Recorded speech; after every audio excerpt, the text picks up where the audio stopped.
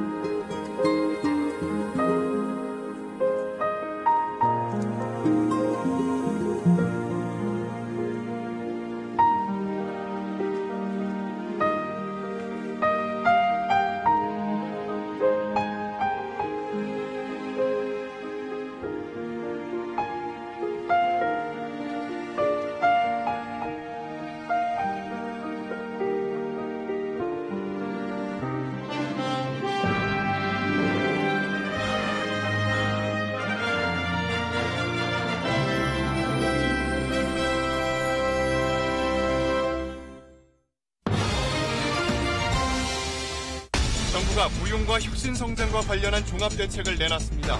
유류세를 한시적으로 15% 인하하고 연말까지 단기 일자리 5만 9천 개를 만들기로 했습니다. 내일 정부의 유치원 종합대책을 앞두고 내년 신입 유치원생 모집을 안 하거나 폐원하겠다는 사립유치원이 잇따르면서 힘겨루기 양상을 보이고 있습니다.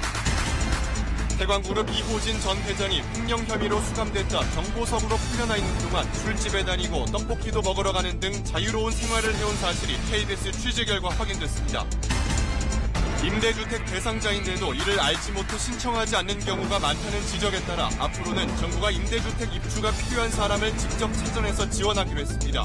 보증금 문턱도 크게 낮아집니다.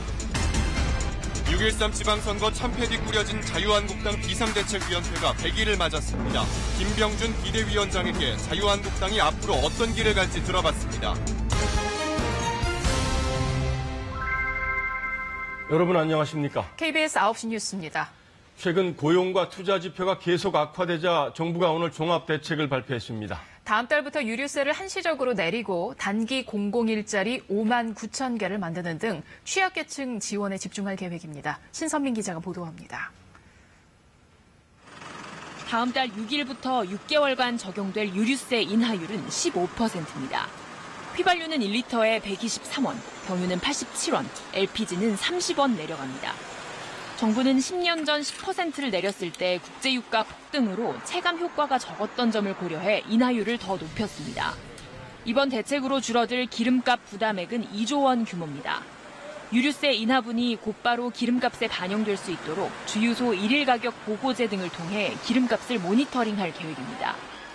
기름값을 똑같이 내려주면 고소득층의 혜택이 더 가게 된다는 지적도 나오지만 정부는 이번 대책 목적이 중소상공인 등 서민들의 여윳돈을 늘려 소비를 진작하는 것이라고 밝혔습니다.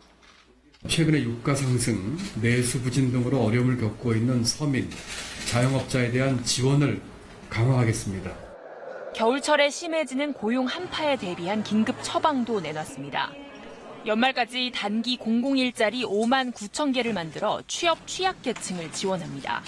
공공기관 인턴, 정부 부처 행정 업무와 산불 화재 감시, 독거노인 조사, 전통시장 환경 미화 등이 주요 대상입니다.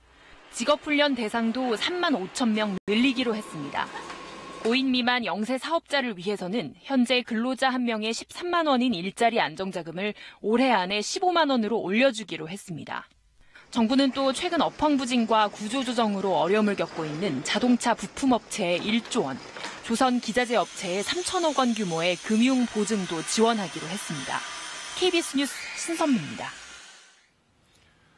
이런 단기 대책과 함께 장기적으로 민간 부문의 투자를 유도해서 고용을 창출하기 위한 대책도 함께 내놨습니다. 해외로 나갔다가 국내로 다시 돌아오는 이른바 유턴 기업에 대해서 대기업, 중소기업을 막론하고 지원을 크게 확대하기로 했습니다. 이어서 박원기 기자입니다. 경북 포항에 조성되고 있는 영일만 산업단지입니다. 경기 부진으로 조성 계획이 축소되면서 산단 면적이 40% 가까이 줄었습니다. 한 제조업체는 이곳에 1조 5천억 원을 투자해 공장을 증설할 계획이었지만 차질이 생겼습니다. 정부는 이곳을 비롯해 여수 항만 배후단지의 공장 부지도 늘려서 기업들이 서둘러 공장을 지을 수 있도록 할 계획입니다. 이대로라면 모두 2조 3천억 원 규모의 기업 투자가 이뤄질 걸로 보입니다. 추가로 마련될 2단계 계획까지 합하면 6조 원 규모입니다. 우선 규제 등으로 막혀있던 민간의 대규모 투자 프로젝트를 풀어서 빠른 시간 내에 조기에 이와 같은 투자 프로젝트가 시작될 수 있도록 지원하겠습니다. 해외로 나갔다가 국내로 다시 돌아오는 이른바 유턴 기업에 대한 지원도 강화합니다. 대기업에도 중소, 중견기업 수준의 혜택을 주기로 한 겁니다.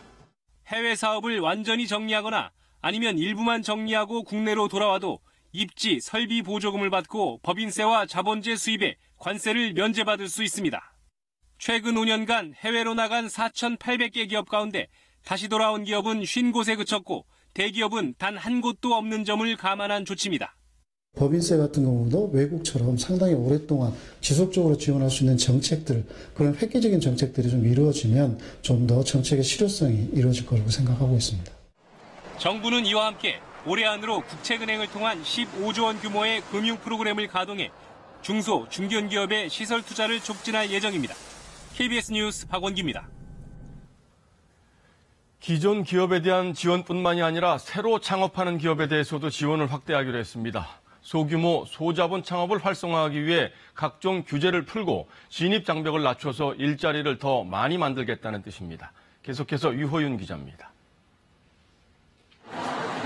한류 열풍 속에 한국을 찾는 이들의 국적은 다양해졌지만 여행사들은 여전히 중국과 일본 등 주요 국가 관광객 중심으로 운영됩니다. 대규모 고객 유치가 어려운 지역은 몸집이 큰 여행사들에겐 매력적인 시장이 아닌 겁니다. We'd like to, but in the province there are only a few travel agencies, so we just book ourselves. 이런 틈새 시장에 대응할 수 있도록 정부는 소규모 또는 1인 여행사 창업이 가능하도록 했습니다. 사업자 등록을 위한 최소 자본금 기준을 1억 원에서 2천만 원으로 대폭 낮추겠다는 겁니다. 일자리 창출에 고심하던 정부가 창업으로 눈을 돌린 겁니다. 관계부처와 함께 창업 규제 혁신 방안을 마련했는데 86개 업종에 105건이나 됩니다. 창업은 새로운 산업과 일자리를 만들어냅니다. 창업은 경제의 생명력을 증명합니다. 규제는 풀고 진입 장벽은 낮춰 다양한 분야에서 1인 소자본 창업이 가능하도록 하는 게 정부 방안의 핵심입니다. 창업이 가능한 업종도 새롭게 늘렸습니다. 주로 폐기물로 버리던 커피 찌꺼기를 고형 연료 제품으로 만들 수 있도록 관계 법령을 개정하기로 했습니다. 창업자들의 편의를 위해 창업 서류를 간소화하고 절차도 대폭 줄일 계획입니다. 능력 있는 누구나 창업이 가능하도록 전공, 경력, 업력 등의 과도한 창업 작업 요건이 27건이 완화됩니다. 이낙연 총리는 수소차 내수 활성화를 위해 광화문에서 공회전하고 있는 경찰 버스를 수소차로 교체하자고 공개 제안하기도 했습니다. KBS 뉴스 유호윤입니다. 정부가 오늘 이런 대책을 내놓은 이유는 어떻게든 민간 투자 확대를 유도해서 고용 지표를 조금이나마 개선해 보겠다는 뜻입니다. 그러나 당장 시장에서 혼란을 겪고 있는 시급하고 민감한 현안들은 정작 아무런 결론을 내놓지 못했습니다. 그래서 정책 효과가 제한적일 것이라는 비판도 나오고 있습니다. 임세음 기자입니다. 정부의 대책을 요약하면 일단 돈을 풀어서 급한 불을 끄겠다는 겁니다. 기업들이 시설 투자하는데 15조 원 규모로 지원을 하고 공공기관들은 8조 2천억 원을 더 써서 각종 사업을 벌이도록 했습니다.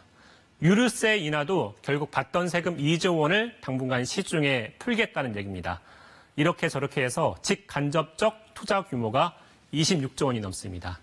경기 부양책이니까 돈을 푸는 게 가장 효과적이긴 합니다. 대책 효과도 비교적 빨리 나타나고요. 공공기관의 단기 일자리 공급도 이런 긴급 처방 차원입니다. 지금 투자나 일자리 상황이 워낙 안 좋다 보니까 임시 방편이라는 지적이 나와도 당장 할 수 있는 건 뭐라도 해야 할 상황이라는 것이 정부의 입장입니다.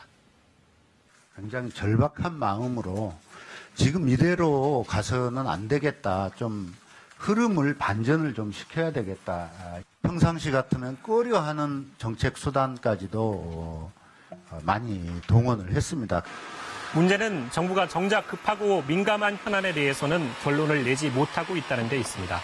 주 52시간 근무제 시행으로 기업과 노동계가 대립하고 있는 탄력 근로제 단위 시간 연장 문제는 올해 안에 구체화하겠다고만 했습니다. 또 공유경제를 확대하겠다면서도 최근 최대 현안으로 떠오른 카카오 카풀 사업 역시 뾰족한 결론을 내놓지 못했습니다. 공유경제 관련 업체들을 만난 김동연 경제부총리에게는 질타가 쏟아지기도 했습니다. 역차별도 있고 여러 가지 요소도 있는데 법 하나 바뀌지 않는 걸 보고 정말 가슴이 터지고 이랬었는데요. 정부는 12월에도 일자리 창출과 혁신 성장을 포함한 추가 대책을 또 발표하기로 했습니다. KBS 뉴스 임세영입니다.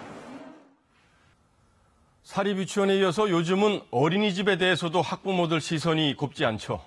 그런데 민간 어린이집은 사립유치원과 달리 개인 간에 권리금까지 얹어주면서 사고 파는 게 가능하다고 합니다. 이런 과정에서 수익성을 따지게 되고 보육 서비스라는 본연의 공적 기능을 무시하는 경우도 종종 생기게 됩니다. 그 실태를 김진호 기자가 취재했습니다. 어린이집 거래를 전문으로 알선하는 중개인을 만났습니다.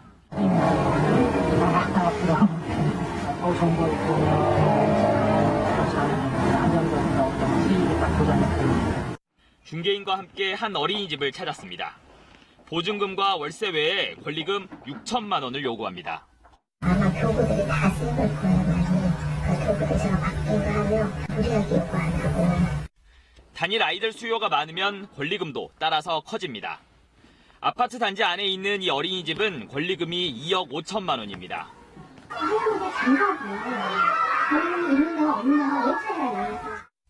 한 조사 결과 10곳 중 3곳이 권리금을 얹어 거래했고 규모는 평균 5,600만 원이었습니다. 사립유치원은 사립학교법에 따라 거래할 수 없지만 민간 어린이집은 규정이 없습니다. 마치 상가처럼 매매나 월세 거래를 하면서 권리금은 관행이 됐습니다. 20명이 인가 인원인데 20명에 20명 다 차입하고 하면은 한 3,500에서 4,000 정도쯤 해요. 문제는 권리금 탓에 어린이집 운영이 수익 창출에만 치우칠 수 있다는 점입니다.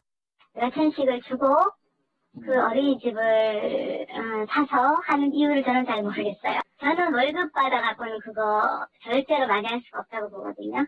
결국 인건비나 급식비 지출을 줄여 보육의 질을 떨어뜨리게 된다는 겁니다. 보육에 투입되어야 할 재정 비용들이 혹여 조금 충분하게 투입되지 않고 권리금을 보유하기 위한 행위로 이어지지 않을까. 전문가들은 고액의 권리금 관행이 정부 보조금 부정수급 등의 비리로도 이어질 수 있다고 경고합니다. KBS 뉴스 김진호입니다. 고시원이나 여관, 찜질방 등 주택이 아닌 곳에 사는 가구가 37만 가구가 넘는 것으로 조사됐습니다. 최저 주거 기준에 미치지 못하는 주택에 사는 경우도 100만 가구가 훌쩍 넘는데요. 주거 취약층의 열악한 현실을 오대성 기자가 취재했습니다. 서울의 한 쪽방촌. 좁은 골목 사이에 낡은 집들이 다닥다닥 붙어 있습니다. 50년 된 건물 안에 10개의 방이 쪼개져 있는 곳. 5년째 살고 있는 김덕률 씨의 방입니다. 좁은 공간은 성인 한 명이 누우면 꽉 찹니다. 선풍기 틀어놓고 문 열어놓고 그냥 좀 잠자는데 서울역 노숙자인데 낫습니다. 병에 걸려 일을 못하고 다달이 72만 원씩 정부 급여를 받는데 방값으로 24만 원을 내고 나면 생활이 빠듯합니다. 이사는 꿈도 못 꿉니다. 가진 게 없으니까 힘듭니다. 가면 못 살아요 그냥. 임대주택 같은. 김 씨처럼 주택 최저 주거 기준인 14제곱미터에도 못 미치는 곳에 사는 가구는 114만에 이릅니다. 또 주택 이외의 다른 곳, 그러니까 PC방이나 찜질방, 비닐하우스 등에서 사는 주거 취약층도 37만 가구가 넘습니다. 제가 나와 있는 곳은 고시원이 몰려있는 서울 노량진입니다. 주택이 아닌 장소 가운데 오피스텔을 제외하면 이런 고시원에 사는 가구가 가장 많습니다. 15만 가구가 고시원에 사는데 대부분 20, 30대 청년들이고 평균 33만 원의 월세를 내는 걸로 조사됐습니다. 처음에 또 비용이 어느 정도 있었던 사람들도 결국 이제 좀 더 낮은 단계로 가게 되지 않을까 이런 생각도 합니다. 저 같은 경우도 그랬고. 또 주택이 아닌 곳에 사는 주거 취약층의 70% 이상이 1인 가구인데 60세 이상 고령층이 가장 많습니다. 주거 취약층 중에서 정부의 주거복지 프로그램을 이용했다는 사람은 고작 8%에 불과했습니다. KBS 뉴스 오대성입니다. 이렇게 열악한 환경에 살고 있는데도 정부의 주거 지원을 받은 경우는 극히 드뭅니다. 대상자들의 신청에만 의존해 왔기 때문인데요. 앞으로는 정부가 직접 임대주택 입주 대상자를 찾고 보증금 부담도 낮추기로 했습니다. 이어서 김나나 기자입니다. 안녕하세요. 어서 오세요. 이 70대 노인은 20년간 쪽방 생활을 하다 이번 달 공공임대주택에 입주했습니다. 입주 자격이 되는지도 몰랐는데 주택조사원의 안내로 보증금 50만 원만 내고 들어와 걱정을 덜게 됐습니다. 여기는 저기가 빨래하는 화장실. 쪽방이나 고시원에 사는 저소득층 대부분은 주거복지 프로그램 관련 정보를 몰라서 신청을 지레 포기하는 경우가 대다수였습니다.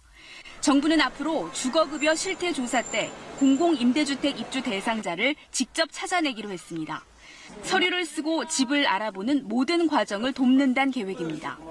매입 임대주택의 보증금은 약 500만 원이지만 형편이 어려우면 여러 번 나눠서 낼 수도 있습니다. 특히 정부로부터 주거급여와 생계급여를 받는 경우 받은 급여에서 월세를 자동 납부하도록 해 보증금 한 푼 없이도 거주가 가능하도록 했습니다.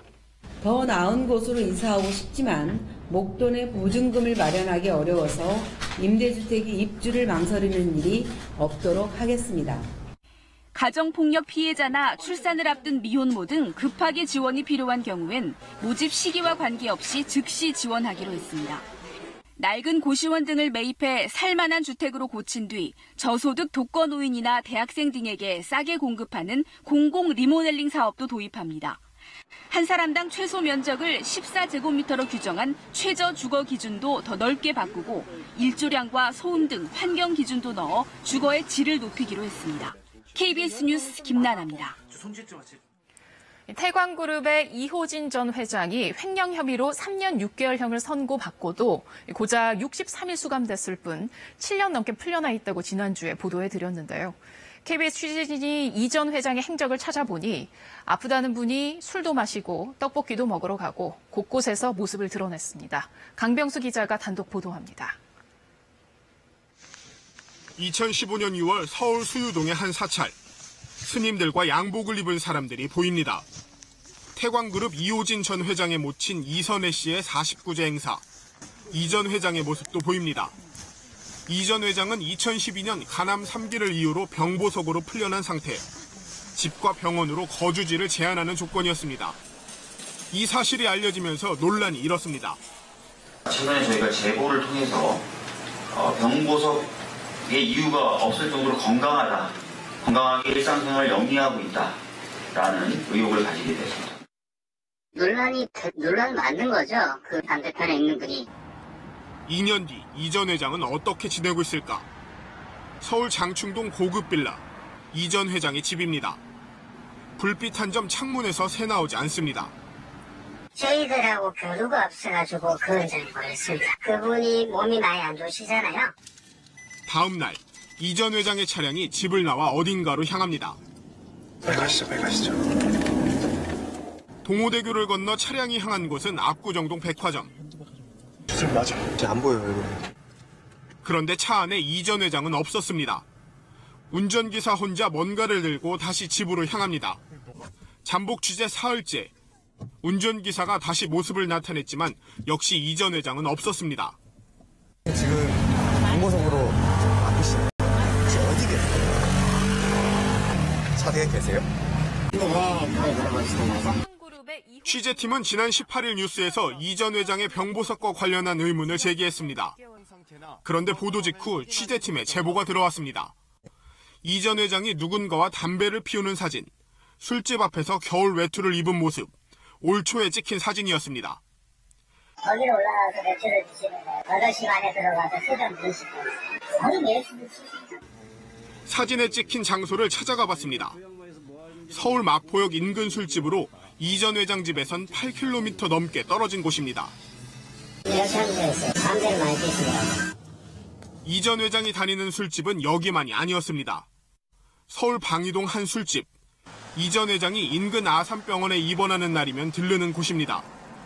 오시긴 자주 오세요. 일주일에 한 두세 번 오실 때도 있고 집에도 자주 오세요. 조용히 드시고 가세요. 취재팀이 확보한 동영상. 서울 신당동의 한 떡볶이집입니다. 흰 티셔츠를 입은 남성이 떡볶이를 먹고 있습니다. 이호진 전 회장입니다.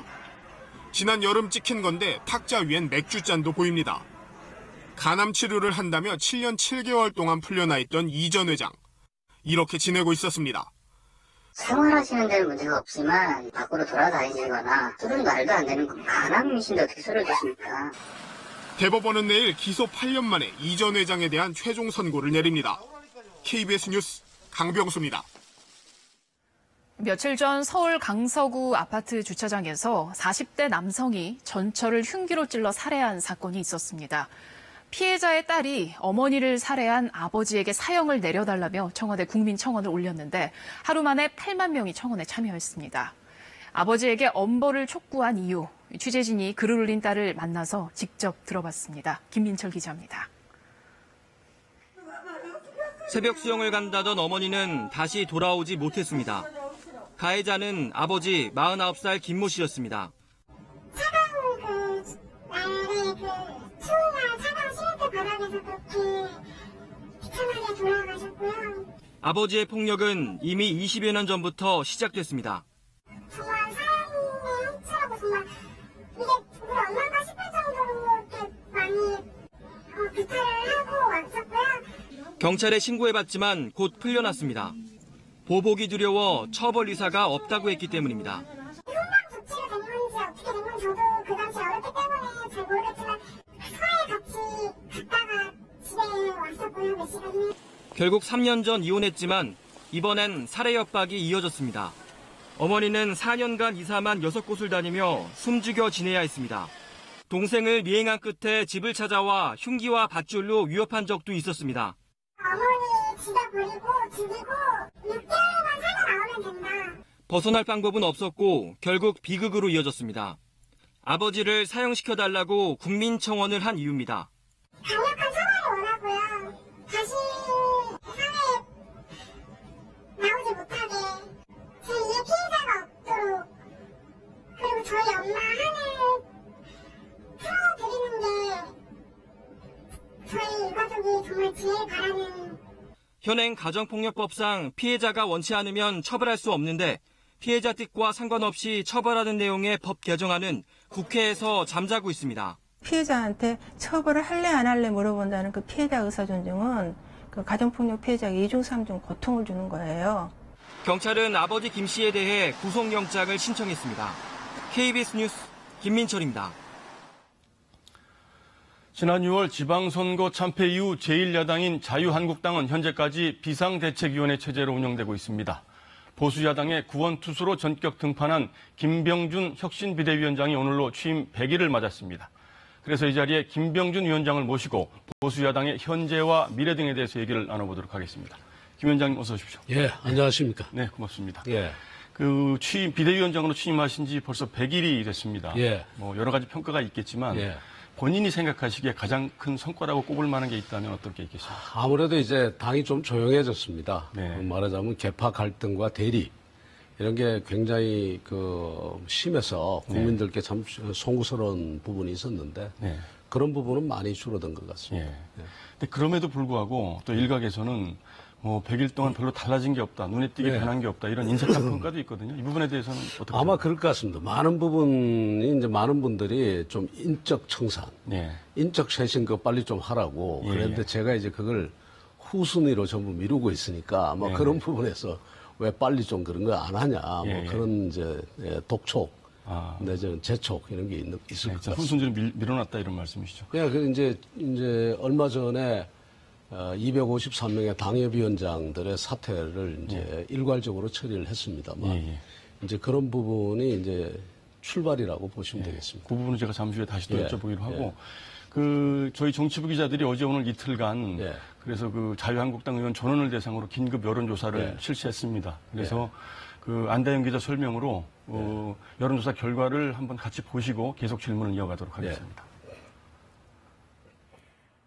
자유한국당 의원 112명 가운데 64명, 그러니까 57%가 설문조사에 응답했습니다.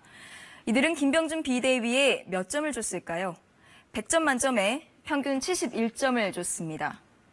당내 계파별로 보면 비박과 친박이 각각 평균 75점과 71점으로 엇비슷하게 나왔고요. 중도 의원들은 평균에 조금 못 미치는 65점을 줬습니다. 김병준 비대위가 가장 잘한 점으로는 당내 화합 행보를 꼽은 의원들이 39%로 가장 많았고요. 탈국가주의, 고용세습 등 이슈 선점을 잘했다는 응답이 23%로 그 뒤를 이었습니다. 가장 못한 점으로는 계파 청산을 제대로 못했다는 답변이 39%로 가장 많았고요. 정책, 대안 정당 이미지 구축이 미흡했다는 응답도 37%나 기록해서 계파 청산에 대한 불만이 그렇게 압도적이지는 않은 것으로 나타났습니다. 네, 대체로 이제 위원장님 진단과 비슷하게 나온 것 같은데요.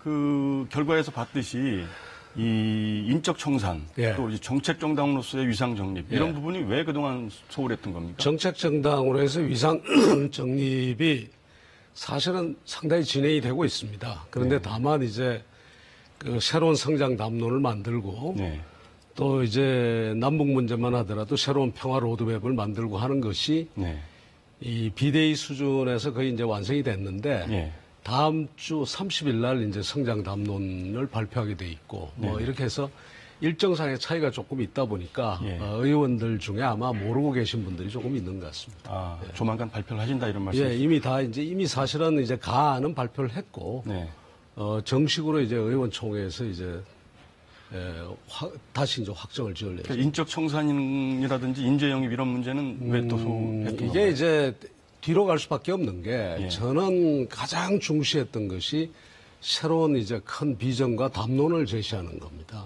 그것이 이제 자유한국당에 왜 그런가 하면 자유한국당이 큰 문제가 역사의 흐름을 좀 놓치고 있었다. 그래서 이제 새로운 그 비전을 설정하고 가치를 제대로 정립하고 또 그러면 정책 정당으로서의 모습을 보여주는 것 이게 우선이고 이걸 먼저 해야지 사람을 자르고 뭐 쇄신이나 인적 청산 문제를 들고 나오면 그건 분규에 쌓여서 아무것도 하실 수가 없습니다. 그래서 어느 정도 이렇게 큰 담론이 정리가 되고 나면 그 다음에 이제 인적 쇄신 문제로 들어가야 된다 이렇게 생각했던 거죠. 알겠습니다. 이제부터 이 일이라고 생각합니다. 요 인적 쇄신이라든지 또 인적 청산 또 인재 영입 이 문제를 지금 전담하고 있는 조직이 조직 강화 특위 아니겠습니까? 거기서 이제 그 전원책 변호사가 영입이 되고 지금 실무 작업을 추진하는 걸로 알고 있는데 저희들이 그래서 저희 기자들이 오늘 전원책 특위위원을 만나서 앞으로 계획 등에 대해서 말씀을 좀 들어봤거든요. 내용을 좀 보시고 계속 대담을 이어가도록 하겠습니다. 그 앞에 선거에 패배했던 김무성 대표, 그리고 홍준표 대표, 또 나아가서 이 박근혜 대통령과 그 함께 호흡을 했던 황교안 총리, 그리고 박근혜 대통령과 이 척을 쥐고 분열을 했던 유승민 대표, 그러니까 12명인가 돼요. 한 번씩 거론됐던 분들은 이분들이 좀 고민을 해봐야 된다고 생각을 해요. 정계에서 물러나야 될 정도로 막중한 책임이 있는 분이 있고. 현역 의원들의 교체 비율 어느 정도로 생각하고 계십니까? 제가 조강위에 들어서 기초 자료를 보니까 여기 문제는 심각하구나. 또 이분들이 면모를 스스로 일신하지 않으면 바꿀 수밖에 없다는 그런 분들은 많습니다. 가령 TK, BK 이런 데서 한국당 의원으로 있으면서 자신이 얼마나 역할을 했는지 반성을 해봐야만 합니다. 양재 오래 계시면서 별다른 역할을 못 해오신 분들 이제 험지에 나가셔야 됩니다. 기간의 문제가 아니에요. 정도를 그려야 돼요. 특정 목적을 가지고 빨리 정리를 해가지고 조기신들 빨리 치러버리자든지 저는 이건 못 하겠어요. 네, 굉장히 직설적이고 이제 거침없이 답변을 하시는데 이제 말씀 중에 최근에 언론에 유력하게 거론이 되고 있는 뭐 유력 주자들 이른바 황교안, 뭐 홍준표, 김무성, 오세훈 이런 분들은 내년 전당대회에 출마하지 말아라. 또 영남권이나 서울 강남에서 편안하게 다선했던 분들은 홈지로 가라 이런 발언을 하고 계신데 이 부분에 대해서 동의를 하시는지요?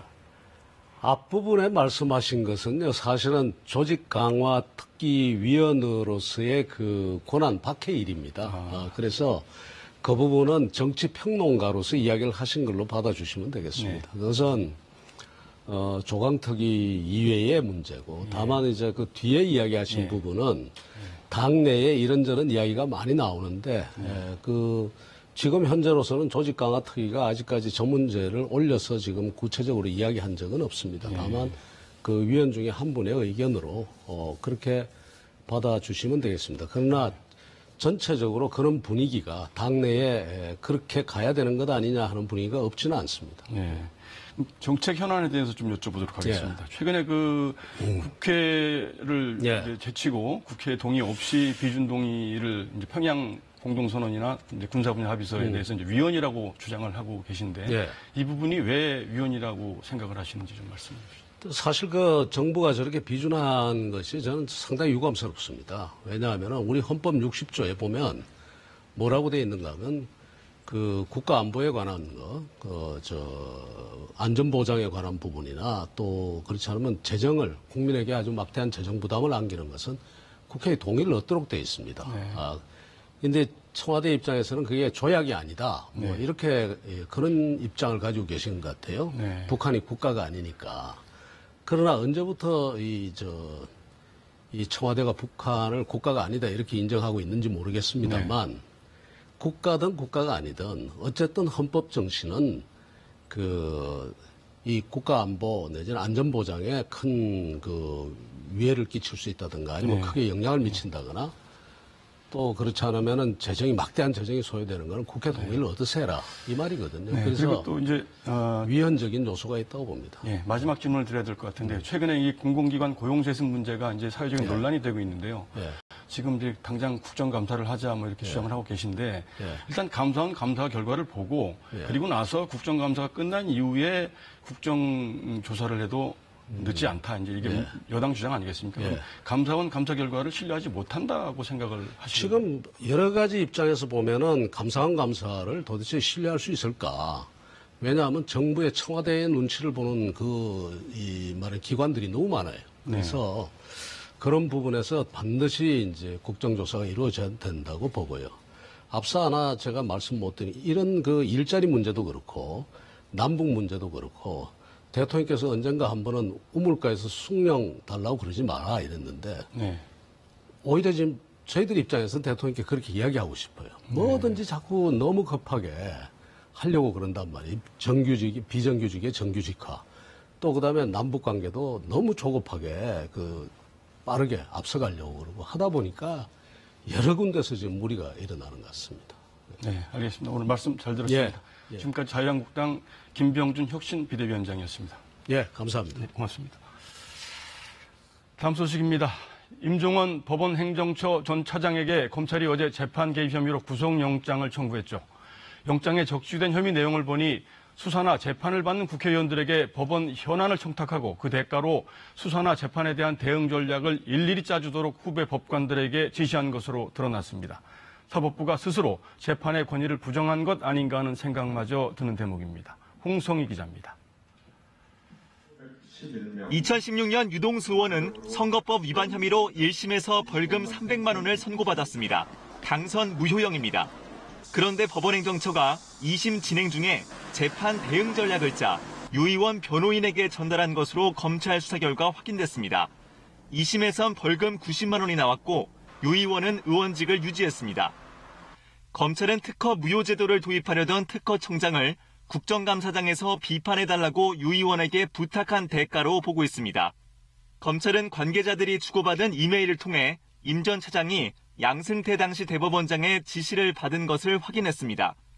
임 전 차장은 상고법원 법안을 발의한 홍일표 의원의 불법 정치자금 수사와 관련해서도 대응 전략을 짜주라고 후배 법관에게 지시한 혐의도 받고 있습니다. 검찰은 이 같은 내용을 영장에 적시하고 직권 남용 혐의를 적용했습니다. 시민관들은 국회에서 의원들을 직접 만나 수사나 재판 전략을 설명하기도 했다고 검찰에 진술했습니다. 이와 함께 옛 통합진보당 국회의원들의 의원직 유지 여부를 가리는 재판에 개입한 혐의도 영장에 포함됐습니다. 의원직 상실 여부는 헌재가 아니라 사법부의 권한이라는 내용을 판결에 반영하라고 했다는 겁니다. 1심 재판부가 의원직 상실은 헌재의 권한이라며 소송을 각하하자 이를 뒤집으려 한 겁니다. 임 전 차장에 대한 구속영장 실질심사는 모레 오전 10시 반에 열립니다. KBS 뉴스 홍성입니다.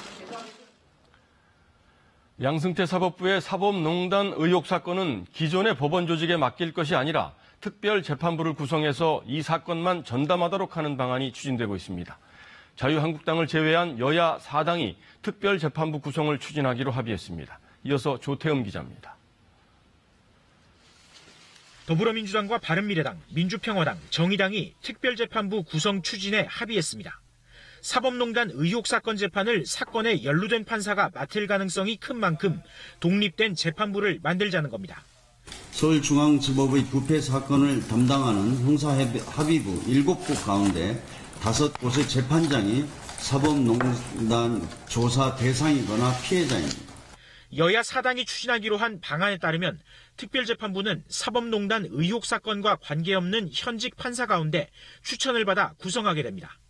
특별재판부는 사건에 대한 영장 심사 단계부터 1, 2심 재판까지 담당하게 됩니다. 이 같은 특별재판부 구성에 법원은 반대 입장입니다. 어느 특정 사건을 위해서 특정 재판부를 특정인이 지정하는 식으로 재판부를 구성하는 것은 논란의 여지가 많을 것으로 생각이 됩니다. 자유한국당도 재판을 무작위로 배당하지 않고 특정 판사에게 맡기면 재판의 중립성이 흔들릴 수 있다며 반대하고 있습니다. 특별재판부가 구성되려면 관련 법안이 상임위와 본회의를 통과해야 하는데 한국당의 반대가 계속될 경우 상당한 난항이 예상됩니다. 지난달 KBS 여론조사 결과 국민의 77.5%는 사법농단 의혹 사건 재판을 위한 특별재판부 설치에 동의하는 것으로 나타났습니다. KBS 뉴스 조태음입니다. 강용석 변호사가 사문서 위조 혐의로 징역 1년을 선고받고 법정 구속됐습니다. 강 변호사와 불륜설이 불거졌던 블로거 도도맘의 남편이 손해배상 소송을 제기했는데 강 씨가 이 소송을 취하하는 서류를 거짓으로 꾸며서 법원에 제출한 혐의가 유죄로 인정됐습니다. 형이 확정되면 변호사 자격도 잃게 됩니다. 김민정 기자입니다. 전직 국회의원이자 방송인으로도 이름이 알려진 강용석 변호사가 징역 1년을 선고받고 법정 구속됐습니다. 2015년 1월 불륜설이 불거졌던 유명 블로거 도도맘 김미나 씨의 남편은 강 변호사를 상대로 불륜에 따른 손해배상을 청구했습니다. 도도맘 얘기는 도도맘한테 물어보세요. 네. 안 만났다고 아니 만났어요. 언제 안 만났다 그랬어요. 만났다고 했지. 네, 만났습니다. 네, 도도맘이 자세히 답변하고 있으니까 도도맘한테 물어보세요. 그런데 3개월 뒤 소송을 취하한다는 서류가 법원에 접수됐습니다. 강 변호사가 김 씨와 공모해 서류를 위조해 법원에 제출한 겁니다. 재판부는 변호사로서의 지위와 의무를 망각했다며 양형 이유를 밝혔습니다. 또 김 씨의 남편이 불륜으로 인한 고통에 더해 추가 고통을 받았다고도 덧붙였습니다. 강 변호사는 김 씨가 남편에게서 소송 취하를 위임받았다고 들었다며 혐의를 부인했습니다.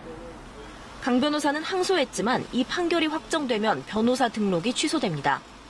KBS 뉴스 김민정입니다.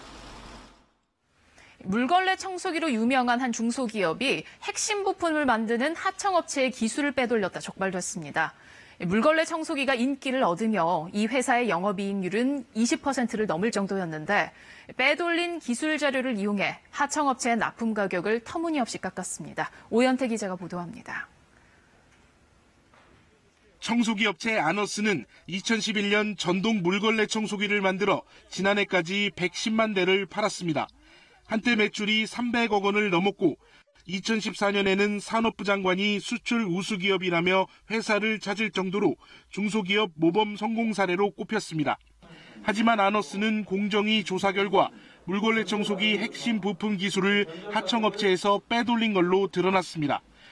아너스는 청소기 두뇌에 해당하는 전원 제어 장치를 납품하는 A업체에서 2015년부터 기술 자료 18건을 넘겨받았습니다. 그리고선 이 가운데 7건을 A업체의 경쟁사 8곳에 넘겼습니다. 경쟁사들은 이 자료로 부품 견적서 등을 만들었고 아너스는 경쟁사들의 견적 가격이 더 싸다며 A업체를 압박했습니다. 물건이 재고가 있는 상태에서 일화를 안 하면 안 가져간다고 하는 바람에 해줄 수밖에 없었습니다. 부품 가격은 20%나 깎였고 손해가 커진 A업체가 결국 납품을 중단하면서 회사도 적자로 돌아섰습니다. 공정위는 아너스가 하청업체에서 기술 자료를 받아 악용한 게 중대한 하도급법 위반이라고 판단했습니다. 기술 자료를 제출하도록 요구한 목적을 가격 적정성 검토 또는 제품 검수 등을 위한 것이라고 주장했는데 공정위는 어느 것도 정당한 사유에 해당하지 않는다고. 공정위는 기술 탈취 사건 과징금으로는 최대 규모인 5억 원을 부과하고 형제관계인 임원 3명과 법인을 검찰에 고발하기로 했습니다. 또 피해업체가 징벌적 손해배상제에 따라 손해액의 3배 배상을 청구하는 민사소송을 하는데 적극 협조한다는 방침입니다. KBS 뉴스 오현태입니다. 올해 들어 9월까지 12,621건의 난민 신청이 접수됐습니다. 난민 협약에 가입한 지 26년.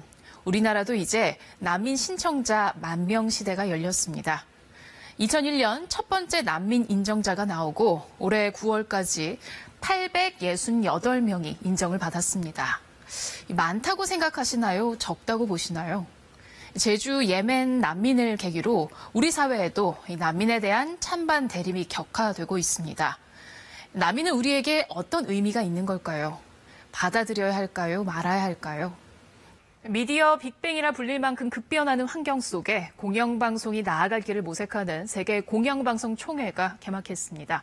미디어 간 경계가 무너지고 전 세계가 가짜뉴스로 몸살을 앓고 있는 요즘 공영방송의 역할을 고민해보는 자리입니다. 장혁진 기자입니다. 플랫폼 대전환 시대 공영방송의 미래 전략은 무엇인가? 11년 만에 서울에서 열린 세계 공영방송 총회의 주제입니다.